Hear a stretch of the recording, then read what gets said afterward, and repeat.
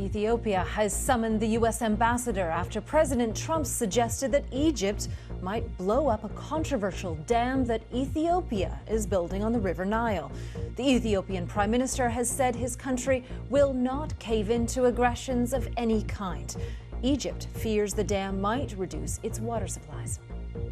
The Nigerian police chief has ordered the immediate immobilization of all resources to control the country's worst street violence in 2 decades. Violence increased in the commercial capital Lagos after the security forces allegedly shot dead people protesting against police brutality. France has recalled its ambassador to Turkey after its president, Recep Tayyip Erdogan, insulted the French Prime Minister. Mr. Erdogan said his counterpart needed psychological checks because he promised to defend France's secular values from radical Islam. These exchanges came a week after the beheading of a teacher in Paris in a suspected Islamist attack.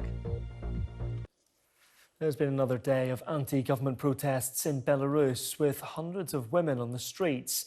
This march in the capital Minsk was the latest in more than 2 months of demonstrations since veteran leader Alexander Lukashenko claimed a landslide victory in what has been widely regarded as a rigged general election. Another big protest is planned today, with the opposition warning he should resign by then or face a general strike. Gunmen have killed at least 6 children and badly wounded about 8 others after storming into a school in Cameroon's English-speaking southwest region. Authorities say gunmen arrived on motorbikes, entered the school in the city of Kumba and opened fire indiscriminately. It was unclear if the attack was linked to an ongoing struggle between the army and groups seeking to form breakaway states. Afghanistan's intelligence services claim to have killed a terror suspect who's believed to be al-Qaeda's second-in-command. Abu Muhsin al-Masri was killed by the country's special forces during an operation in the eastern province of Ghazni.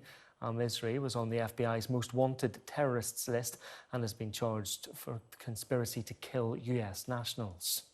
More countries in Europe are tightening their anti-coronavirus measures, with France extending a curfew and the Italian government expected to announce more national measures. 10 out of Spain's 17 regions are calling on the government to call a state of emergency.